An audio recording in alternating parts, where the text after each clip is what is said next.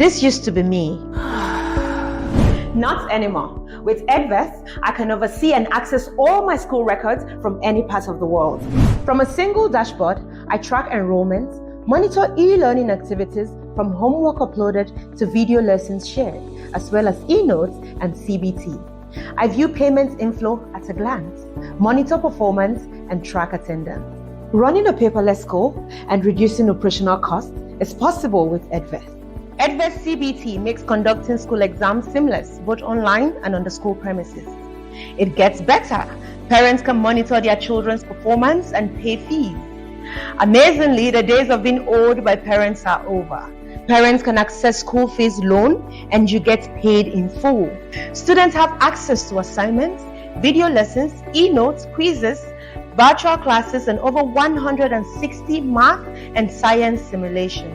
Beyond all this, is Edvest's amazing support. It is top-notch. Over 1,300 schools across 10 countries in Africa use and love Edvest today. To see a free demo, log on to www.edvest.net/free demo. Use Edvest today. Edvest is Africa's leading digital educational platform, which enables administration, communication, finance, teaching, and learning beyond the classroom.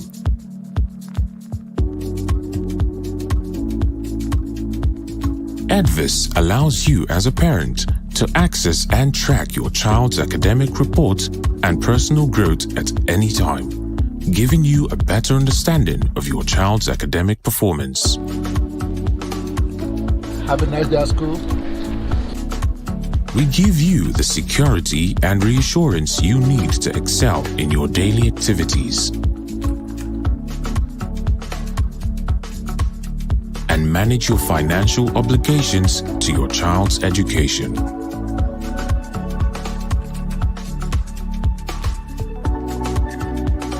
Edvest provides an administrative and management system which enhances accountability, teamwork, and growth needed for a thriving organization.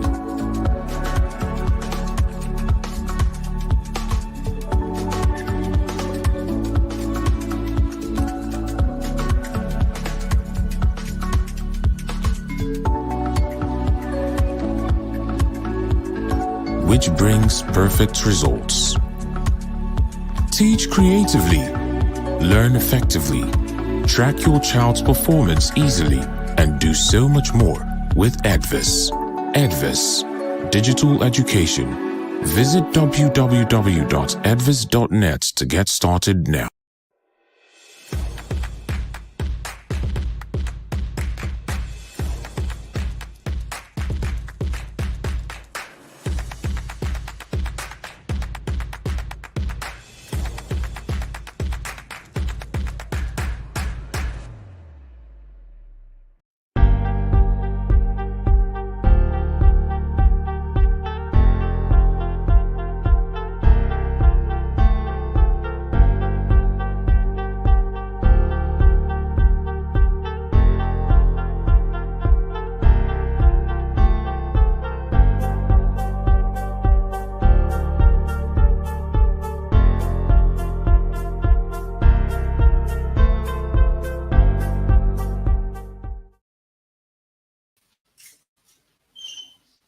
Hello everyone, Happy New Year to all our school owners, teachers, administrators, parents, and students.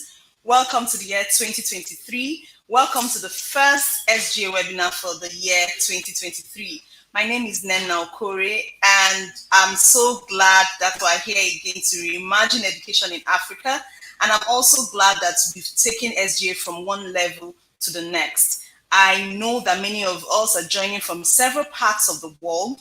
I'd like you to type in your comment section where you're joining us from with an emoji, and then tell us how you feel about joining us today. So I'll give us just 1 minute to do that while I go ahead to share what we have to do for today. Now, we all know that the SGA, which actually means School Growth Academy, is one of the many ways Edvest uses to impact the educational sector positively. We all know that EdVest is actually in over 10 countries right now in Africa and over 1,300 schools. And the major goal and mission of EdVest is to reimagine education in Africa and make learning easier. Now, the SJ webinars is hosted monthly and it's geared towards having in-depth discussions about several activities and several theories and practices in the educational sector, including educational issues that we currently face in Africa. We need to do this because having this kind of conversations would definitely help schools grow. In the past, we've discussed a lot of topics ranging from blended learning to LES foundation to financial improvement for schools to formative assessment and so many others. This month, we'd like to focus on something that is very, very unique and it's currently trending in the educational space as regards how children learn and learning environments. We all know about the various learning crises and challenges that the entire world is facing. And one of the learning crises that the entire world is facing is in the area of the learning environment. What kind of environment the children learn and gain support to become better in. So we'll be focusing on how we can stimulate learning, how we can build an environment that stimulates learning and engages learners at the same time. How do we motivate our learners to yield a high learning outcome? How do we encourage them to, love reading? We say children don't love reading, children don't love writing, they don't love coming to school. So what are the things that we can do to motivate children to come to school? What are some challenges you face as a school owner, as an educator, in trying to motivate learners to become better? How these resources and materials that will be adequately, used to engage learners? How do we provide these resources? What kind of resources, what kind of materials are needed that can adequately provide support for these learners? I'm really, really interested in learning from our speakers for today. And I know that they are educators with a very wide range of experience in learning outcomes, in stimulating the learning environment. I have worked with one of them before, and I can say for sure that they are very good at what they do. I know that we're all ready as well. So I'd just like us to sit back, take notes, make sure you're enjoying the session, and also at the end of the day, try to apply some things that you learn here. Even if it's one thing you're able to apply in your practice to make you better and to make you stand out as an educator, please do, because the whole essence of the School Growth Academy is not just to have a session where we sit and talk. It's also for us to challenge our creativity and our thinking processes so that we can share ideas and make the next generation ready to learn and become better citizens of our world. So please join us on this journey as we introduce our guest for today. So before we introduce our guest, I don't know if anyone has started dropping in comments. We just want to see some comments and see where people are joining us from. Just type in the comment section where you're joining us from. Are you joining us from Nigeria or outside Nigeria? Just type in the comment section and then we'll be introducing our guest in the next 1 minute.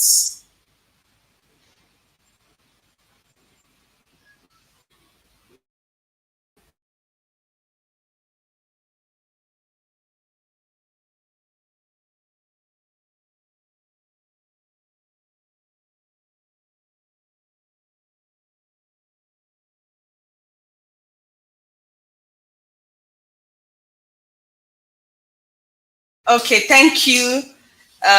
We have someone here, Stephen Root, saying, keep up the good work, EdVest, joining from Kafanchan. Wow. Kafanchan is in, I think, Kaduna State of Nigeria, from the northern region. Thank you for joining.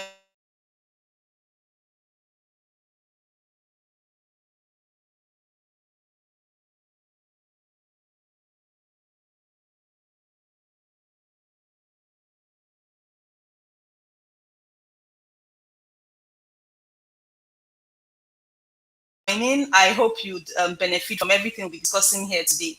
Thank you very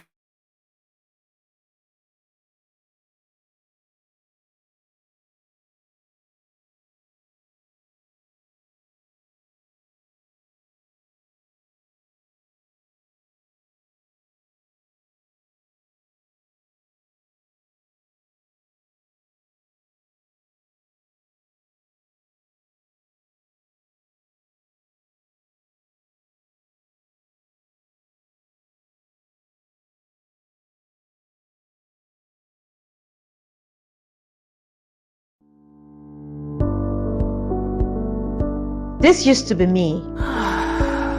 Not anymore. With Edvest, I can oversee and access all my school records from any part of the world. From a single dashboard, I track enrollments, monitor e-learning activities from homework uploaded to video lessons shared, as well as e-notes and CBT. I view payment inflow at a glance, monitor performance, and track attendance. Running a paperless school and reducing operational costs is possible with Edvest. Edvest CBT makes conducting school exams seamless, both online and on the school premises. It gets better. Parents can monitor their children's performance and pay fees. Amazingly, the days of being owed by parents are over. Parents can access school fees loan and you get paid in full. Students have access to assignments, video lessons, e-notes, quizzes, virtual classes, and over 160 math and science simulations. Beyond all this is Edvest's amazing support. It is top-notch. Over 1,300 schools across 10 countries in Africa use and love Edvest today. To see a free demo, log on to www.edvest.net/free demo. Use Edvest today. Welcome back. So I would like to invite my guests, my panelists, my esteemed panelists here today. I'll start with the first female, Olatokunbo Alabi. She's an astute educator for over 12 years, and she's mainly focused on KS1, KS2 education. So I would like to bring her on board. I don't know if she's here right now to join me on stage. Olatokunbo Alabi, thank you. Hello. Can you hear me? Yes, I can. Welcome, Tokunbo. Thank you. Thank you for joining us. Thank you so much. Thank you. We can't wait to hear from you and to share your knowledge as well as you tell us your journey in trying to stimulate learning in the classroom.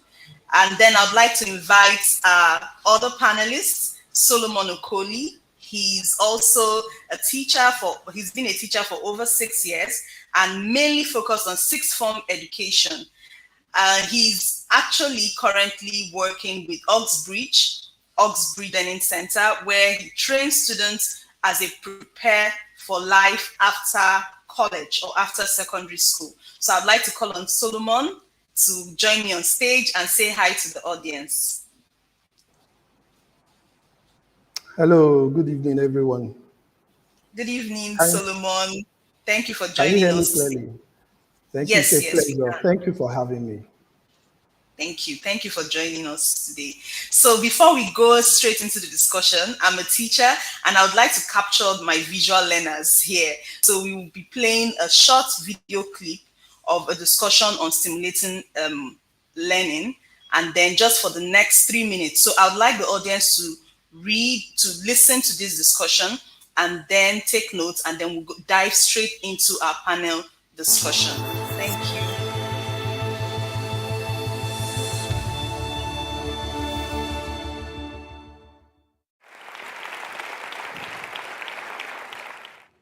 If you could please close your eyes for me.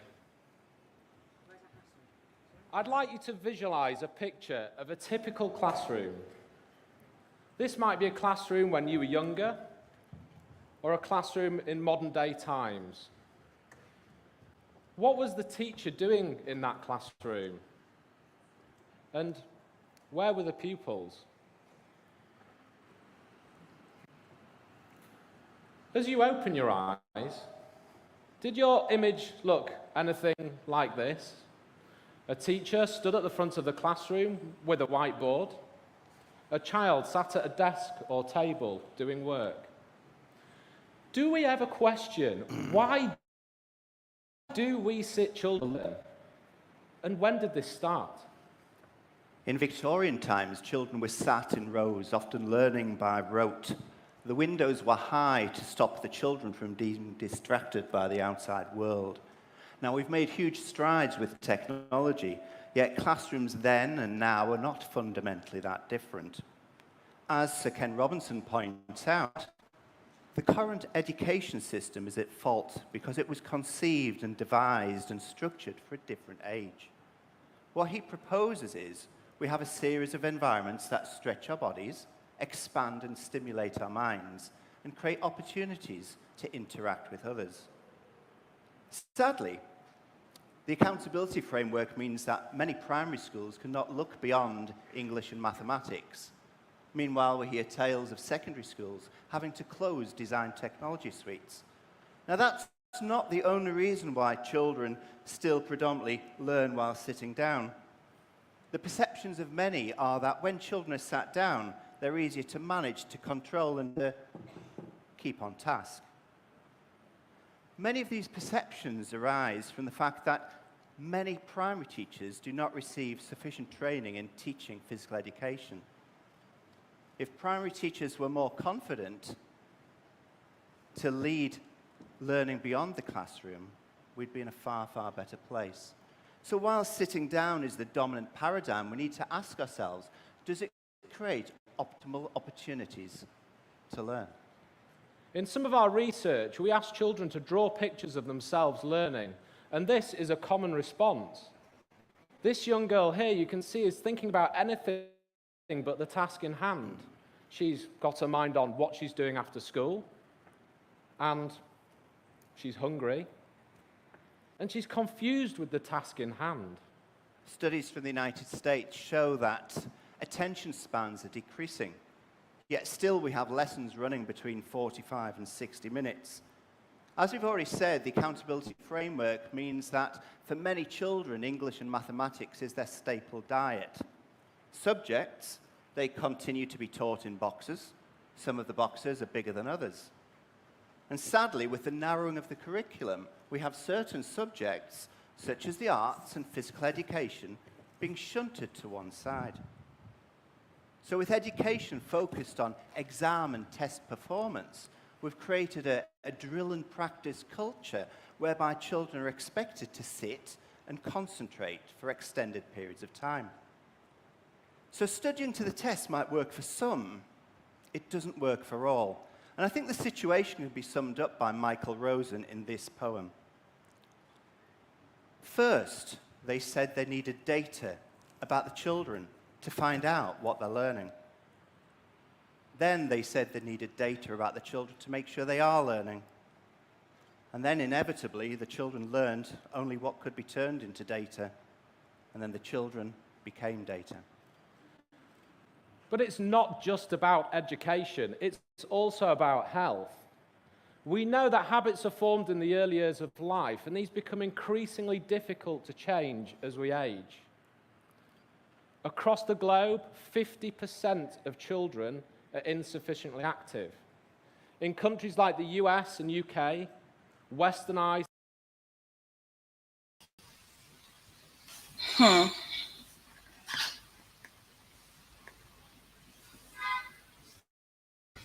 Amazing intro to today's conversation.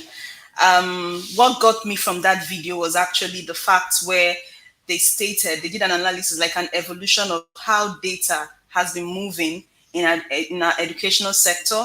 And finally, children are now seen as data, not as learners anymore. So it's a bit worrisome, but it's one of the things that we'll be discussing today as well.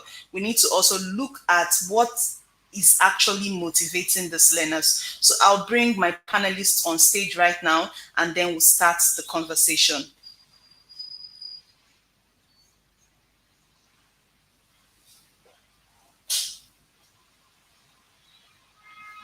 Thank you, Tokunbo and Solomon, for joining us once again. I'm very sure that this discussion is going to be quite fruitful. We have our audience already participating and waiting for you to dish out knowledge to us. So I'll start with the very first question. A lot of people think that motivation only occurs in the workplace or with adults. What really is motivation in learning? Why is it important for us to study motivation, or for us to study how students get motivated to learn? So I'll start with you, Solomon. Yes, thank you so very much. Yes, like you rightly mentioned, a lot of people have this notion that only adults could be motivated. But we can start from what motivation really is, you know. It is the ability to initiate and maintain behavior towards a goal. Motivation is really that particular thing that moves you towards achieving a goal. Now, let's bring it down to motivation in learning. I hope you can hear me, right? Yes, very clearly. Okay, thank you. So, when you talk about motivation in learning, just as I've defined, it actually influences how likely a student is either going to give up or push forward, and how thoughtful, their reflection on their learning will be. So the deeper the motivation for pursuing an activity, the more likely that the student will not accept a no for an answer. The more likely, that the student will push forward to seek answer to complex issues. Now we might, consider, okay, what possibly could be this motivation? So we know we have an intrinsic motivation. That is the one that comes from within. Oh, we are doing what we actually love doing. That kind of motivation can, cause a student or a learner to go deeper and then find answers. So that kind of motivation that comes from within could lead to a long-term goal, or achieving that goal. Then we have the ones that we could consider extrinsic. This extrinsic motivation, is the one that practically you are doing it because of the reward attached to it, or because of the punishment that would attach if you do not do well. Okay, so when those rewards or conditions are removed from such motivation, the student then regresses, and then you now have to, mobilize another form of motivation. Now, I don't want to say that, oh, that could, even though that is the case, that could lead to, is a lower form of motivation. But we can put the two together, we can blend the two together in order to achieve the excellence that we desire in our learners. Thank you very much. Yes, thank you so much, Solomon. That's an amazing definition of what motivation really is. So can we say that stimulating the learning environment, is it an intrinsic form of motivation or an extrinsic form of motivation? Now, it's a blend of the two, like I mentioned. First off, to have an intrinsic, teachers have a very crucial role to play, okay? A teacher, a teacher's approach to the student, if a teacher is able to make the student feel comfortable, feel safe, obviously the learner will, be inspired to learn. So having a stimulated learning environment is a blend of the two, because so the student is excited to be in that very particular environment at that point in time. Then the student is also rewarded for what he or she is going to learn in that environment. So I would say it's the blend of the two. Yeah, thank you so much.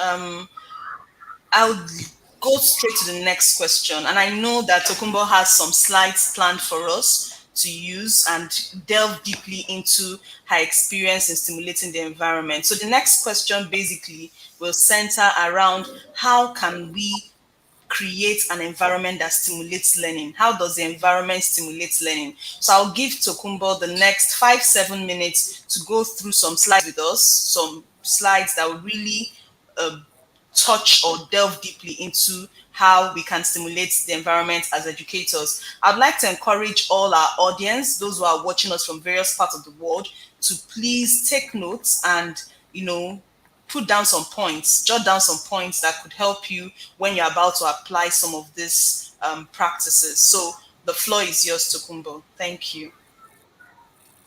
Okay, thank you very much. Thank you so much for the opportunity. Mr. Solomon has said, he has practically covered, what it means to have a stimulating or stimulated classroom, and of course the importance. We cannot emphasize the importance of having a stimulated classroom. So I'll just go straight into our business of today. But before I do that, I'd like to ask us, I need us to ask ourselves a very important question here. What does it mean to have a stimulated classroom? I need us to take time to think about it. What does it mean to have a stimulated classroom? What does it take to have a stimulated classroom? So those are the two questions, and we'll be trying to answer in today's session, okay?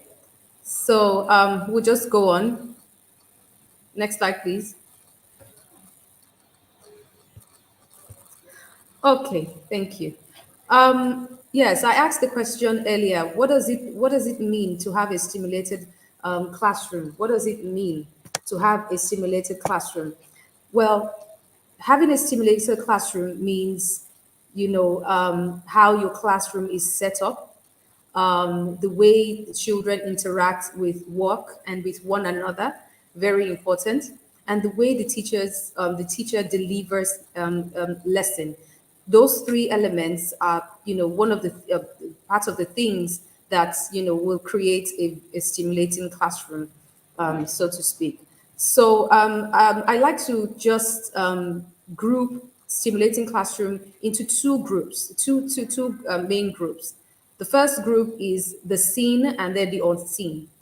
Why did I group this into seen and unseen?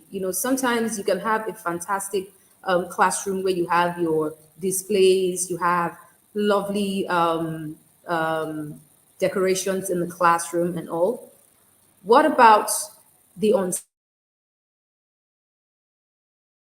unseen? What does it feel like being in your classroom? What does it feel like being in your classroom? Okay, so those two things are very important in creating a very stimulated classroom environment. Okay, think about a time where you have to learn something difficult or where you have to learn something boring.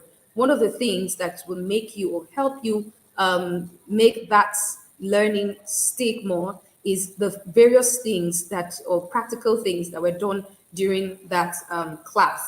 So next slide, please. It is important that we are able to create a very stimulated classroom environment. Now, a stimulated classroom environment, I think Mr. Solomon also mentioned, refers to a way that the way that you inspire your children while learning, okay, in an environment, in that space. Is a space safe enough for children to learn? Okay, some children, you need to appeal to their emotions rather than, the different things that are put up in the classroom. Okay, some children, they need you to appeal to their emotions to be able to see what it is that you are, talking about, what you want them to see.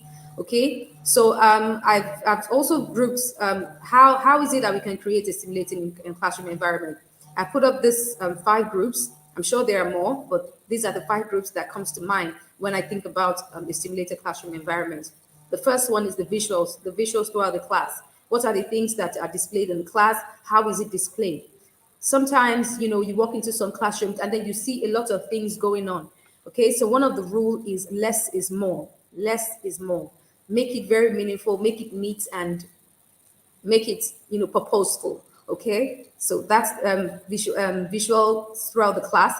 Then hands-on activity with physical movement. Some children are kinesthetic learners. Okay, having them sit in a classroom for over 45 minutes, 30 minutes is a lot of stress for some children.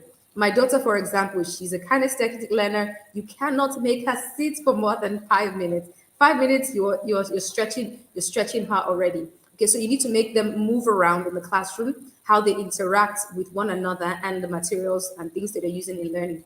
Multimodal means of learning, and how we use that in helping them to learn new concepts. Okay, we'll look into that in details in a bit. Okay, and also creating opportunities for higher order thinking questions. This very, very important. In today's world, we need to begin to train children to think critically.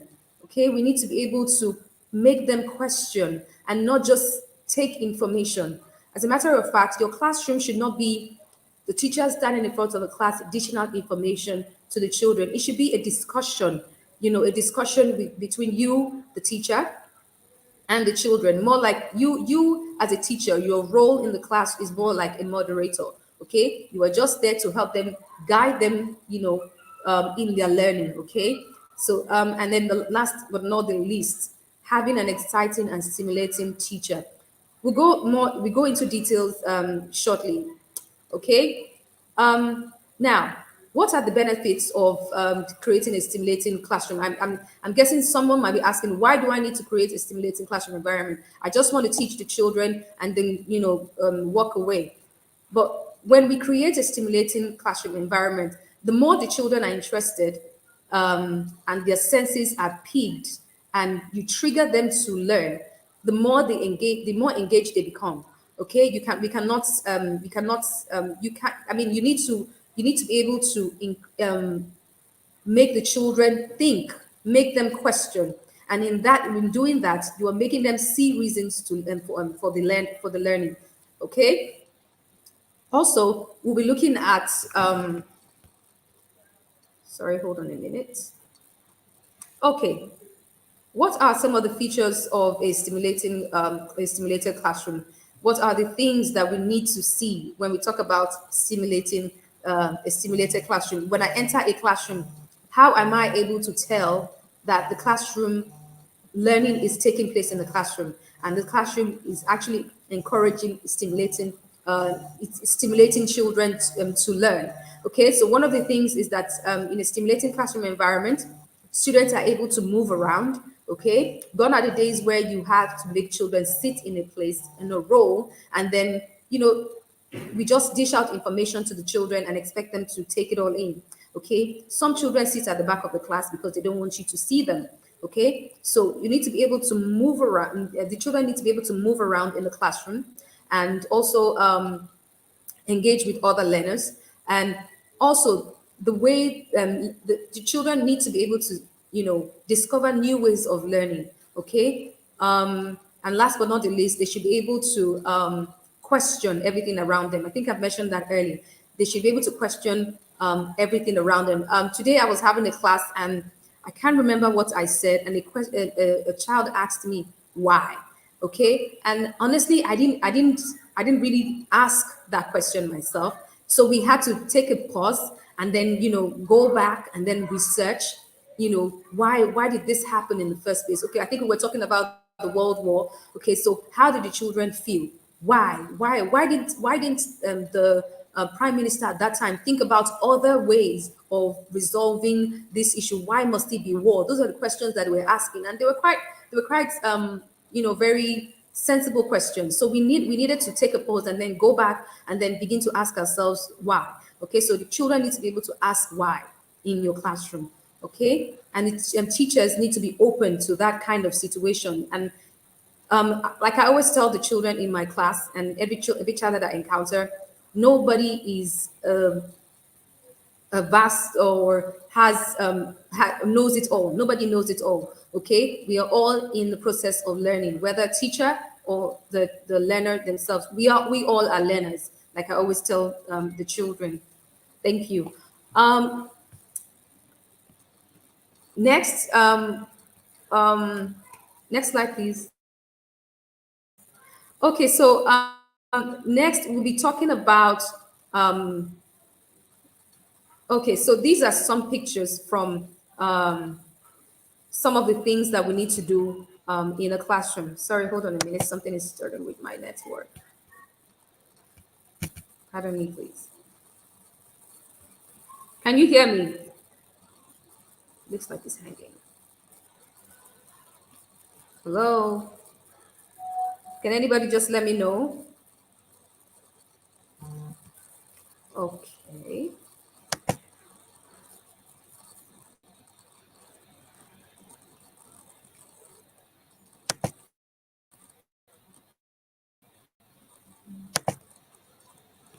Okay. Yes. Are you good to go? Can you hear me? Yes, Can I you can hear hear me? you clearly. Yes, quite clearly. Okay, fantastic. Sorry.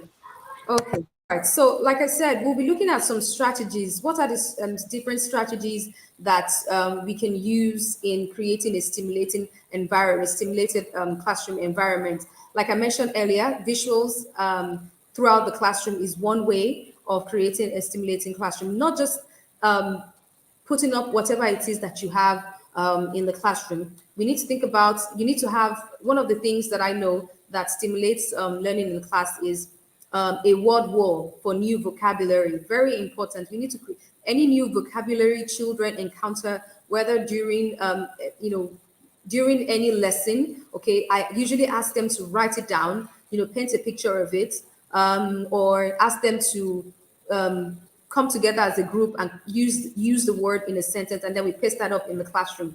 Another way of doing is to place images. Images, for example, in if you're teaching a geography lesson, for example, okay, you need to create images of the people in that. If you're talking about a place, for example, maybe Greece, you need to be able to you need to post pictures of people from Greece, whether it's their culture, dressing, food, and all that kind of pictures.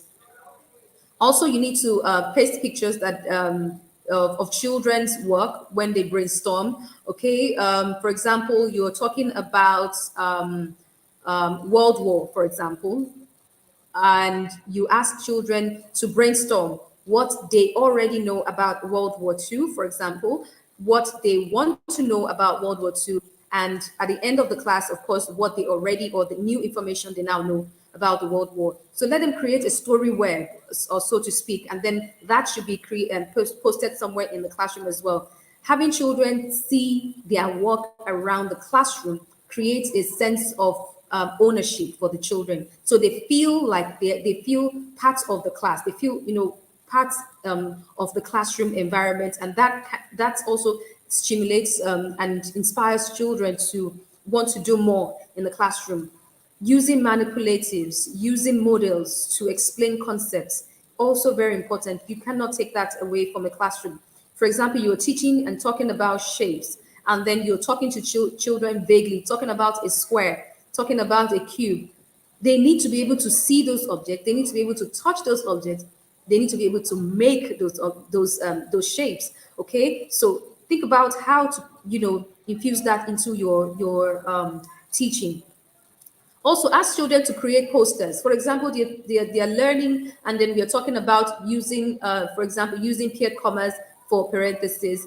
Tell them to create a poster for a child, say in year 2. How would they explain to a child in year 2 the uses of how to use commas for parentheses? How would they explain? Tell them to create a poster explaining to a younger child how to use or whatever they have learned, during the lesson. That is also a way of creating a simulated environment. Hands-on learning. Hands-on learning. I mean, you should create. You should ensure and make sure you put that into consideration in your lesson. In your lessons, when planning, it's important to plan to have hands-on activities. The reason is this: you have different types of learners in the classroom. I think I mentioned that earlier. It is important to, put every child into consideration while planning. Okay, it comes from the planning stage. When you plan purposefully, you will put those children into consideration. Okay, you plan activities that allow children to explore different senses and texts.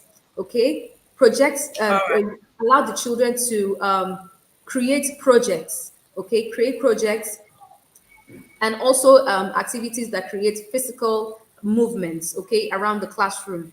Um, Ask a child to come out and teach other children what they know about what the topic.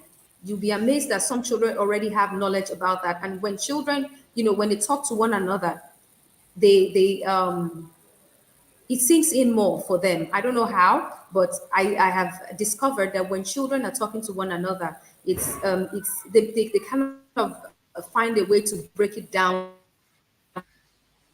to their level. So it takes off the stress of having to explain and do so much talking in the classroom. Thank you so much, Tokunbo. Thank you. Can you hear me? Thank you so much. I know that I know that this kind of training should take like 3 hours or 4 hours, but because of time, we would love to, just put a pause here. I'm sure a lot of people have picked 1 or 2 things. So I'll just allow us go on a short break. Please, when we come back for just 1 minute, it's not a break for you to leave, please, dear audience. It's just a break for you to watch 1 or 2 videos we still have for you. We're trying to stimulate your learning as it is now. So let's just go on a short break. And then when we come back, we'll go into more discussion with Solomon and Tokunbo at the same time. Thank you. All right. This used to be me. Not anymore. With Edvest, I can oversee and access all my school records from any part of the world. From a single dashboard, I track enrollments, monitor e-learning activities from homework uploaded to video lessons shared, as well as e-notes and CBT. I view payments inflow at a glance, monitor performance, and track attendance. Running a paperless school and reducing operational costs is possible with Edvest. Edvest CBT makes conducting school exams seamless, both online and on the school premises. It gets better. Parents can monitor their children's performance and pay fees. Amazingly, the days of being owed by parents are over. Parents can access school fees loan and you get paid in full. Students have access to assignments, video lessons, e-notes, quizzes, virtual classes, and over 160 math and science simulations. Beyond all this, it's Edvest's amazing support. It is top-notch. Over 1,300 schools across 10 countries in Africa use and love Edvest today. To see a free demo, log on to www.edvest.net/free demo. Use Edvest today.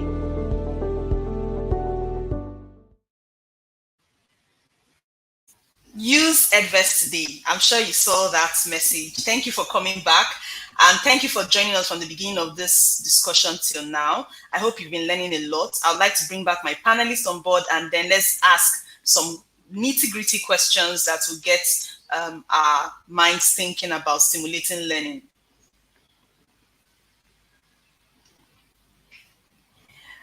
So I'd like Solomon on board as well. Thank you, Solomon. Thank you for waiting and learning. I'm sure we've learned. I've learned a lot of things from Tokunbo just by listening to her, share her experience with us and all that. I also want Tokunbo to be here because these questions will also be directed towards her as well. I would like to go into remote learning and online learning environments. I know a lot of teachers here may have benefited from what Tokunbo just talked about, the physical space, the physical classroom, how you can stimulate learning in physical space. Now, how about stimulating learning in a virtual space where you have online learners who are learning and are in different zones, different countries, different locations? For example, how can you stimulate learning in such an environment?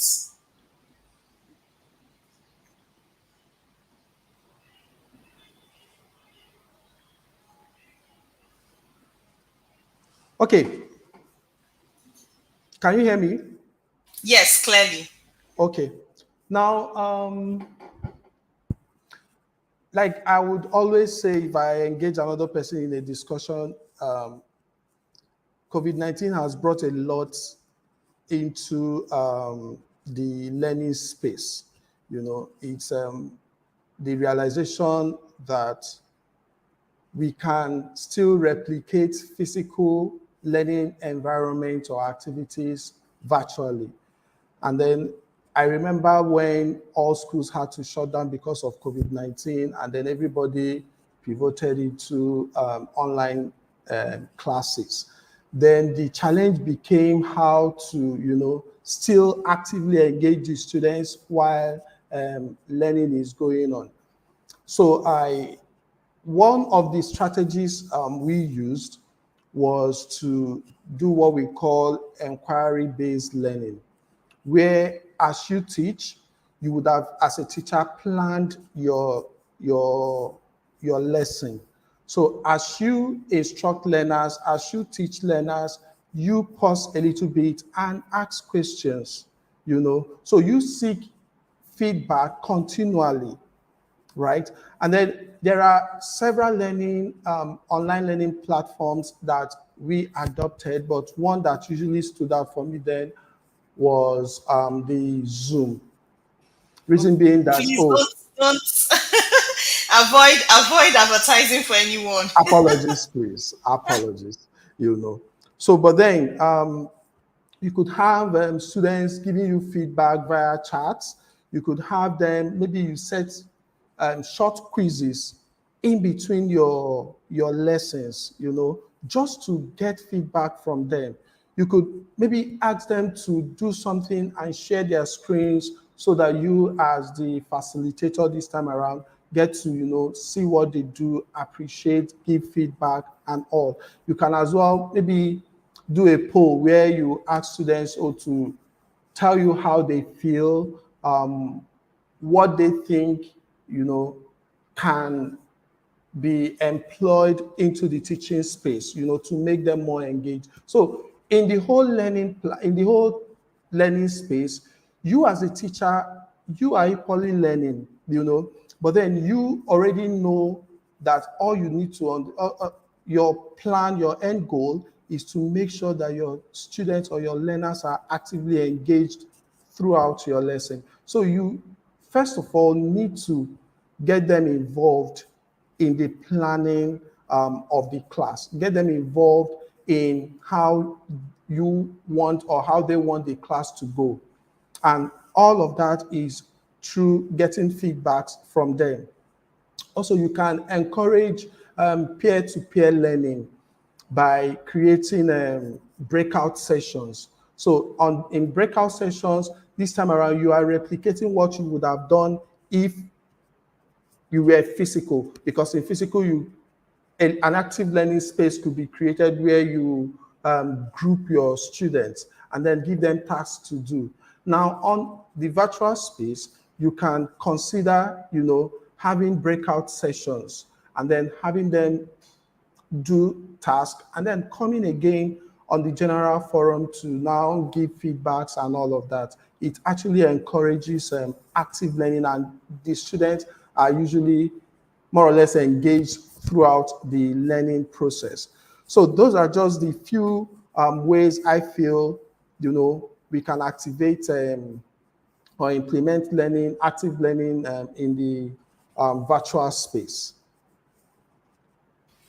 Thank you very much. So I need us to look at two parameters, right? Mm-hmm. From the TEDx video that I showed at the beginning, there's a graph that shows the trajectory to which active learning happens or occurs in the lifetime of a child in school. So that graph shows that at the early years, or in the early years of a child, that's from 0 to 3 or 5, active learning is quite very high. It's at its peak. Preschoolers, they love to run around. You see them having colorful toys in the classroom and all that. Then when these same children start moving into KS1 and KS2, what we call primary school, right? When they start moving into primary, the activity level reduces. They start having more subjects in the name of they need to improve their thinking skill, mathematical skills, speaking skills, all those things. Then the activity level drops, and then the curriculum becomes more jam-packed. Then they get into secondary school. Activity level drops to the barest minimum, and then there's an increase in written work, exams, assessments, and the likes. And then they get into the university, activity level drops totally. And another research was carried out that children are more motivated to learn in preschool than in high school. So what can we do at this stage? We are looking at a problem. We have a curriculum, a very broad curriculum that needs to be covered.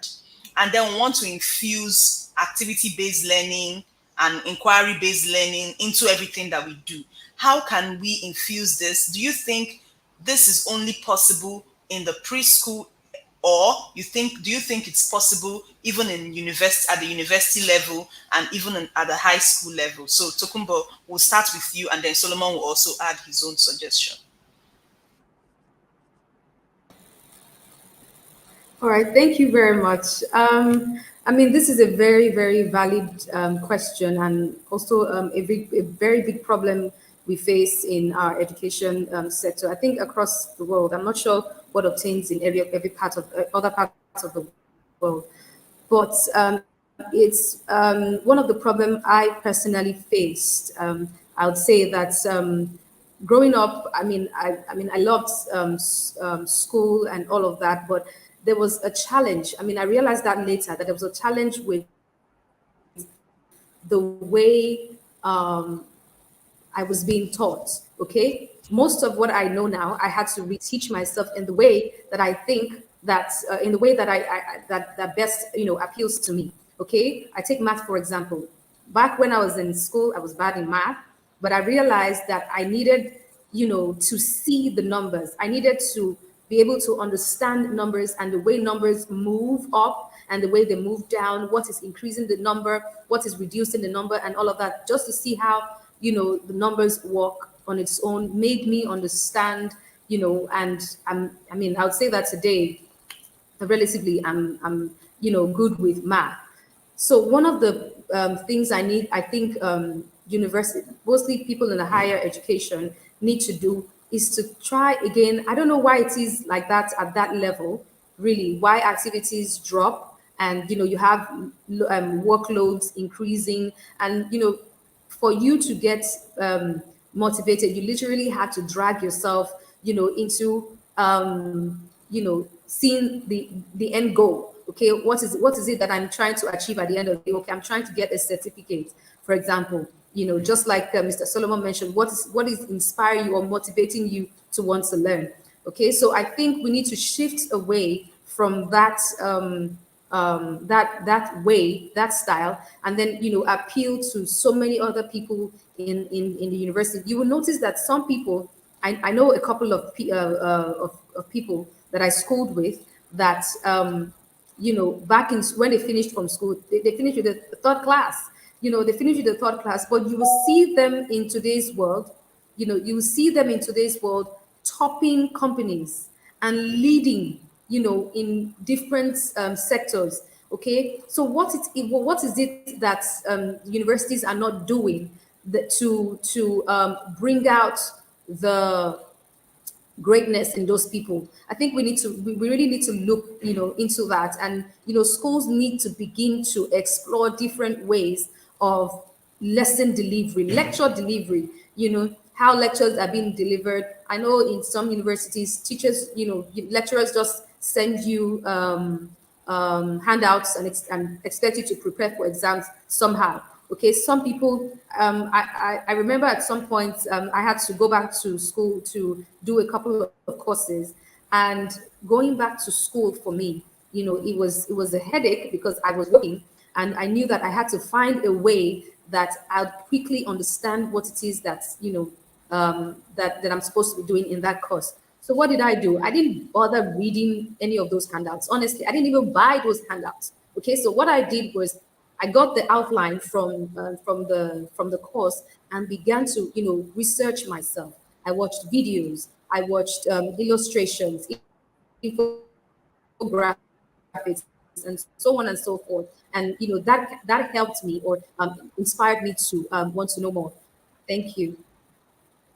Wow, amazing. So that was that's what I call, or what Solomon would call, an intrinsic motivation. So you had to motivate yourself, because if you fail your course, you're on your own. By the time you paid a brand new school fees, or you start sitting back with your juniors to rewrite an exam, you have no option than to go and learn and study on your own. But one thing I can take from what you just said is that is not simulating the classroom should not just be prerogative, should not just be the prerogative of early years teachers, those in nursery school or lower primary. It should even be amongst teachers in secondary school. I'm sorry to say this, but I remember when I worked as an administrator in a secondary school, I always fought my teachers. Fought, not fighting like throwing blows and all that, but just fighting them over simulating their classrooms. You would go to secondary schools and the classrooms are usually bare, blank. The sitting arrangement looks too serious and structured. The students find it so uninteresting and boring to come to school just because they are coming to school to copy notes. So these are the kind of things that we're talking about in the 21st century. It should change. And that is why I would also like Solomon to share his experience with us. I know you're a sixth form tutor, and sixth form basically means you're working with older teenagers who have just left secondary school and are about to gain admission into the university. How do you stimulate such students? Teenagers are the most difficult, in my experience as an educator. Teenagers are the most difficult to stimulate because sometimes what you're teaching them is not what they're interested in learning at that point. For younger children, those in nursery and lower primary, when you play music and you dance in class and they jump around, they've learnt. But for teenagers, there are so many things going on in their minds. So how do you stimulate such children? Thank you very much. Before I talk about how you could, or strategies you could use to stimulate older students or learners, there is a problem or a challenge, I should call it a challenge, in our educational system. At the early ages, the students are moving all around, learning by what they see, learning by what they touch. The teacher is, singing with them and all of that. Then as we move up to primary schools, the modality changes, where a student will just sit in a row and what the teacher just do all the talking. If we still adopt that, strategy where you still allow your learners to take the wheel, it will create that critical thinking ability in them. And if you create that environment where they can collaborate, like Mrs. Tokumbo said earlier, that she doesn't know why, but when students learn from each other, they tend to retain it more. Yes, that's just the obvious truth.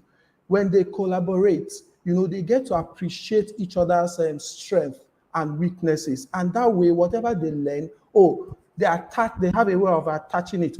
I learned this, this person taught me this or explained this to me. And it sticks better that way. Now, when we go up to secondary schools, the issue also is the fact that teachers still want to be the ones talking and not letting the students, take the wheel, like I would always say. Now, what I do as a sixth form tutor is that once I meet, the very first time I meet with my learners, we discuss the modalities, how the class would go.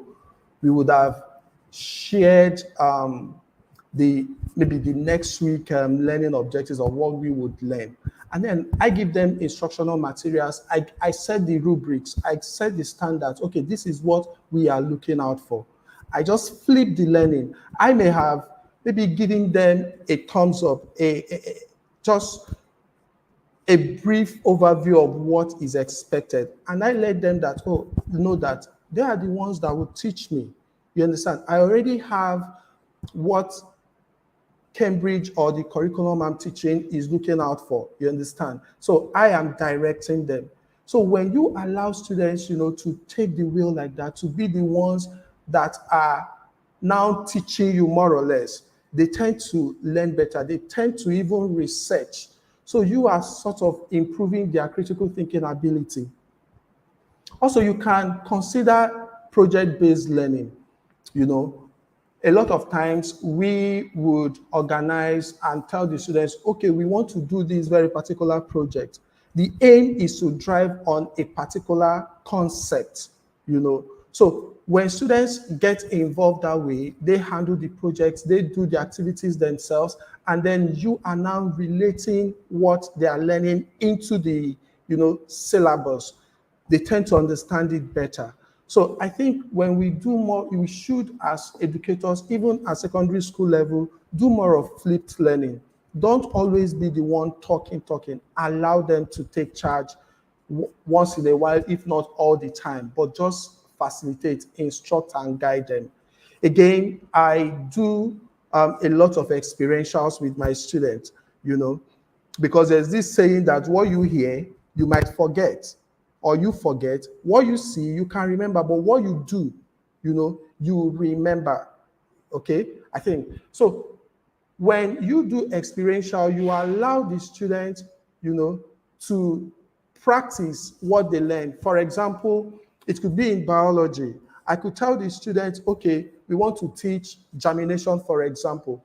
I group my students, this one plant corn, this one plant beans. Then everybody brings their work to school.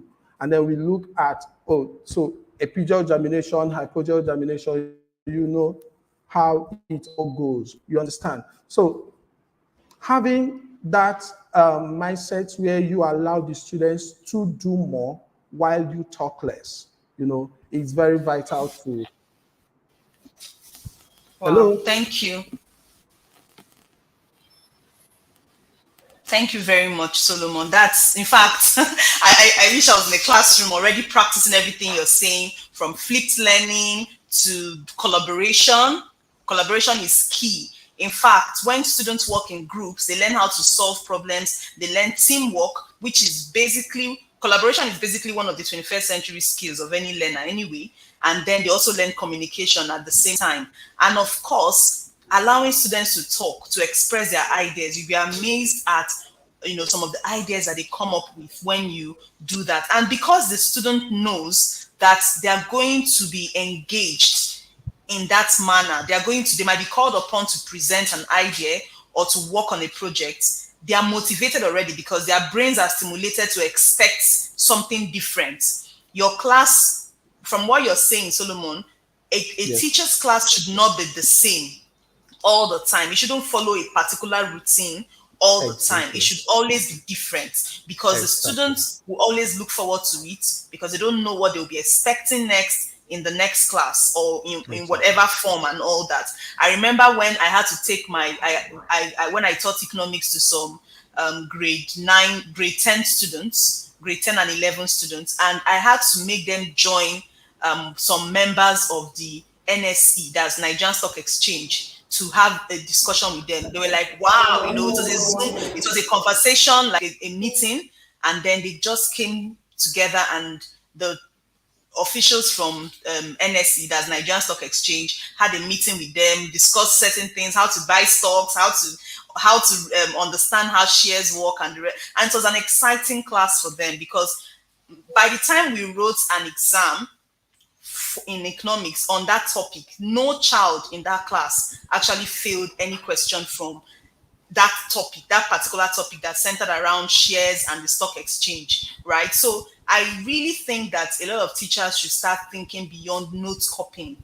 I would really love to see a classroom where students are arguing, debating, talking about ideas, producing things, creating things, and just sitting down and copying long notes that they would never read. And that's one of the ways of stimulating learning. If a child knows that they're only coming to school to copy notes and to submit assignments, the learning is lost in a way, because it's just routinous, and then they know that there's nothing new to look forward to coming to school. And that's one of the reasons why we're having this SGA webinar as well, for us to learn how to make things better. So I don't know if we have questions. I've been going through the comment section, and I can't find any question yet. I'm sure most of us are learning. Someone says here that children are more motivated to learn in preschool than in high school. I don't know how true that is, but well, you're correct. A research has actually been done based on that, and it's actually true that students prefer learning in preschool than in high school. So I don't know if Tokumbo has anything to say about maybe final thoughts, final words and then we'll just call it a day. We've learned so much. I hope that we'll be able to call you to come in sometime later to learn from us and to also share your ideas on how things can go on in our schools and in our classrooms. Does anyone have a question before Tokunbo and Solomon will give their final suggestion?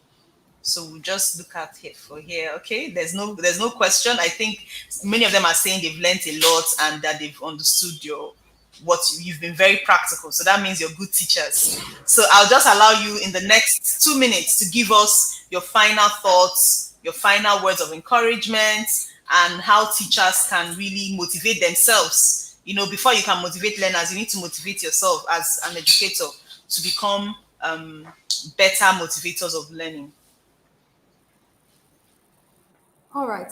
Thank you very much once again. And I think I would just like to say to teachers, you cannot, I cannot emphasize the importance of you as a teacher being motivated yourself, because in only that way can you, would you be able to motivate the children that you are supposed to be teaching.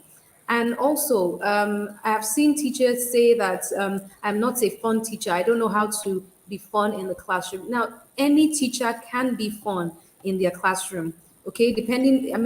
Irrespective of your personality and your kind of person, you can make your learning or your lessons fun, okay? You just need to appeal to the children that you're teaching. Find ways that, crack jokes in class, be human, basically, okay? Be a human being, appeal to the children, and create a safe zone, not just for not just for the high flyers in your class, okay, for everyone in the classroom. And I believe that when we do any of this and take every child in your classroom into consideration, we will little by little be creating a stimulating classroom environment. Thank you. Thank you, Tokunbo. I have a question from one of the guests, or I will call them guests as well, from the audience. Someone, G. Benga says that what happens when the system has stressed out the teachers? By system, I think he means the school system, maybe the administration or the school processes and all that. Now, how do you balance work overload and try to be creative at the same time? How do you balance work overload and also try to be creative at the same time? I know many of us we are educators already, so we understand what work overload means. So, Solomon, do you have an answer to this question? Yes, I will try to share my own experience on what works for me. So like I said earlier, I try as much as possible not to be the one that would be talking all the time. I let the students do more of the talking for me while I facilitate what they are talking about. So I create that environment where I know that it's more or less like Mrs. Tokunbo rightly said, you are human, you are being human, or be human to your student. Don't be a superhuman or a god. When they perceive you, especially the children that we have these days, when they perceive you as a super god, they tend to oppose, just to challenge, just to test waters to know what the teacher would do or can do. And with that, if you keep on doing that every year, here and there, you discover that at the end of the day, you even get a lot stressed out than even what you are teaching. So try to strike a balance with your students by making them feel comfortable with you, feel at home with you, to even talk, to even play with you. That has its own distressing abilities. Also, remember that you are not a robot, okay? When you feel stressed out, seek help, seek assistance, okay? I don't know how it is for other schools, but we have psychologists here.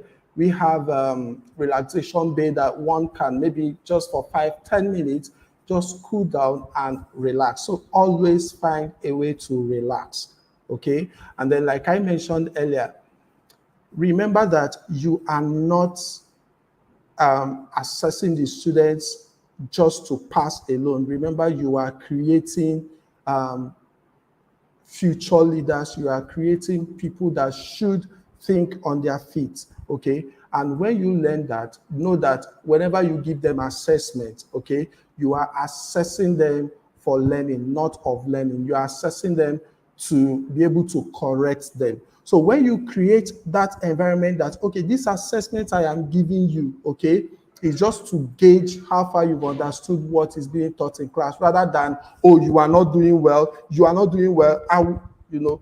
the student becomes defensive and becomes repulsive, okay? So let's always try to know that we are there to guide, we are there to facilitate, and not there to punish or, to form the bigger God to them. Thank you very much. Okay, so he has another question as well. How do you motivate a group of students that have zero motivation? Do you think there's any child in this world that has nothing that motivates him or her? Before you answer the question, let me share an experience I had teaching a particular teenager. I noticed that he always had issues with all the teachers in the school. Like, he doesn't want to learn, he's not interested, he doesn't do assignments, he doesn't do anything. But anytime I bring up the talk of business or money, he's very, very interested. Anytime I talk about, oh, there's this business, this particular person made so amount of money, he's very, very interested. And that particular day, I said, okay, before we start the class, just make a mind map of anything you're thinking about right now. And lo and behold, he started drawing money. So I now realized I had to call some of my colleagues, and I told them, I said, what is motivating this boy is money. It's not all these mathematics people are teaching him. What's actually motivating him is money. So whatever you're teaching him, link it to money. You understand? So back to the question. I'll allow Tokunbo to answer this question. How do you motivate a group of students who have, now it's not just one child, a group. So there's a problem with students as well when they form a group and the captain of the group is not showing motivation to learn. He or she can influence the others. So how do you motivate such students that have zero motivation for learning? All right, thank you. I think, first of all, you as a teacher, I've mentioned that earlier, you as a teacher should be human and don't make the children see you as an almighty, okay, in the classroom. So it starts with your rapport with the children in the classroom. Make them see you as a helper, a guide, a moderator, a counselor, someone approachable, okay? Be approachable, be relatable, okay? If that is, if you put that forward, okay, I don't think you would ever have a child in the class that would not be motivated. I'll give you an example. I have a child in my class, okay? When I joined and I started teaching her, I noticed she felt as if she couldn't be good at anything, okay? And she was always angry and shy to answer questions. When you call her to answer question, it's as if you have, you finished her, okay? So I noticed this over time. And so, I started motivating, the children by telling them that, look, first of all, if you know it so well, you have no business being in the school environment. The reason there is a school is because people do not know. And so you are in school in the first place to know. Okay, so don't feel bad about not knowing. Okay, so if I'm about to ask a question and you don't think you feel good about answering the question, just give me a sign, either a thumbs down or a wink or something, let me know that you're not ready. But everybody's going to have a goal to say something in the classroom. Okay, so again, back to the question, children with zero motivation, that kind of situation can come up when there is no rapport, between the teacher and the students. That's what I think. Okay, so it comes with you as a teacher, first of all, appealing to the children, be relatable, and let them see you as a friend. And when I mean a friend, I'm not asking you to be very lenient. Okay, I'm only asking you, let them know that you are a friend who is going to push hard when you need to. Okay, and at the end of the day, you have their back and you're only doing that to help them grow. I don't know if Mr. Solomon has Yes. has any Thank you very much. But I've been watching some trending videos on TikTok and several social media platforms where students practically fight their teachers, and I think, I don't know, but that's my own opinion, that sometimes some of this aggressive tendencies towards teachers emanate from lack of motivation or lack of trust towards the teachers. Because I believe that child, there are so many other teachers in the school, and the child singles out a few teachers to show aggression towards. I'm not saying that it's right. I'm not saying that it's something we should applaud as a school system, but just like what we've been reiterating here about being human, about being humanistic, it shows that we need to understand the psychology of learning. And I want to encourage a lot of educators here, because of time, we might not go on and on and on. I want to encourage a lot of us here to please start read articles on psychology of learning, read articles on how different children think from early years to the school age, that's from primary school, KS1 and KS2, and down to secondary and higher education. Because when you read and research about this, you find more ideas than what we've even suggested here to be able to apply in your classroom and motivate learners. Because if you don't motivate learners adequately, you would have an issue with getting them to learn, and you also have an issue with getting them to achieve high academic scores, and also to apply what you're teaching them in the classroom as well. Let the children go home and say, I'm excited about learning. I'm excited about going to school. I'm excited about meeting my teachers in school. So let's see how we can work with that. Let that be one of the goals that you set for yourself this year as an educator. Thank you for joining us. We've gone way past our time. I want to say a very big thank you to Tokunbo and to Solomon for joining us today. We have a very wonderful surprise for all our audience today. We will be giving out certificates for this webinar. So we would like you,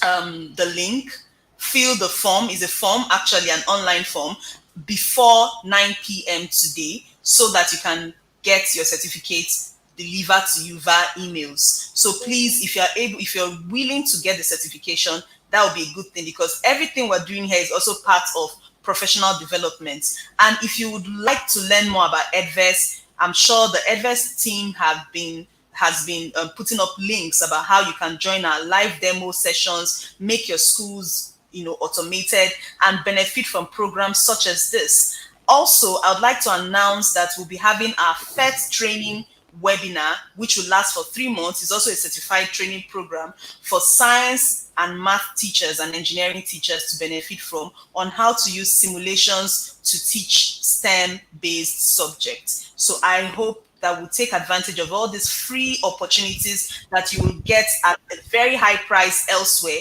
and join EdVest and use EdVest today. Solomon, I know Oxbridge is already using EdVest, right?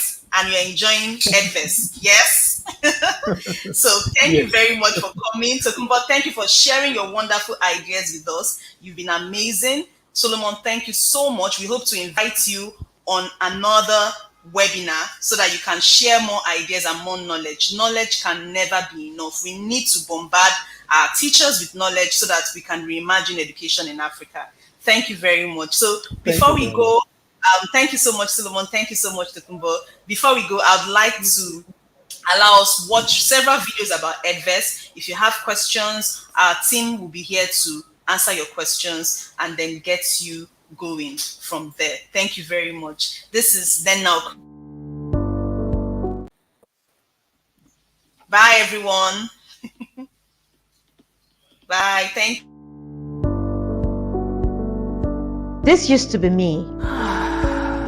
Not anymore. With EdVest, I can oversee and access all my school records from any part of the world. From a single dashboard, I track enrollments, monitor e-learning activities from homework uploaded to video lessons shared, as well as e-notes and CBT. I view payments inflow at a glance, monitor performance, and track attendance.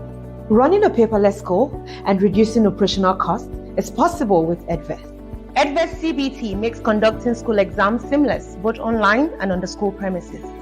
It gets better. Parents can monitor their children's performance and pay fees. Amazingly, the days of being owed by parents are over. Parents can access school fees loan and you get paid in full. Students have access to assignments, video lessons, e-notes, quizzes, virtual classes, and over 160 math and science simulations. Beyond all this is Edvest's amazing support. It is top-notch. Over 1,300 schools across 10 countries in Africa use and love Edvest today. To see a free demo, log on to www.edvest.net/free demo. Use Edvest today.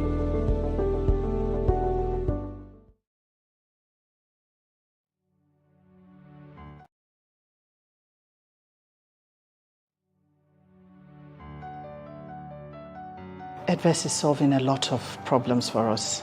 It is centralizing all the information. Temple School has 4 locations, and so it's not easy trying to coordinate everything. You want to be able to sit and look at all the information at a glance. I think what Edvest did was they added value that was able to support our vision and our mission for the children that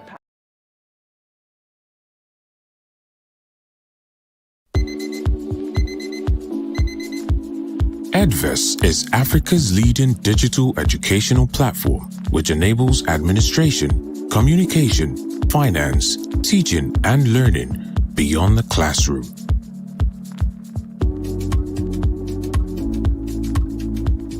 Edvest allows you as a parent to access and track your child's academic reports and personal growth at any time, giving you a better understanding of your child's academic performance. Have a nice day at school. We give you the security and reassurance you need to excel in your daily activities and manage your financial obligations to your child's education.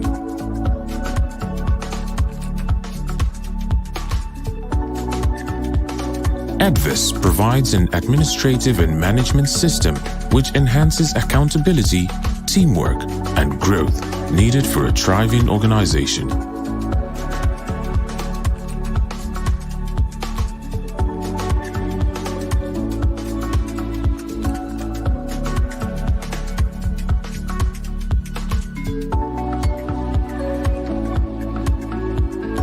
Which brings perfect results.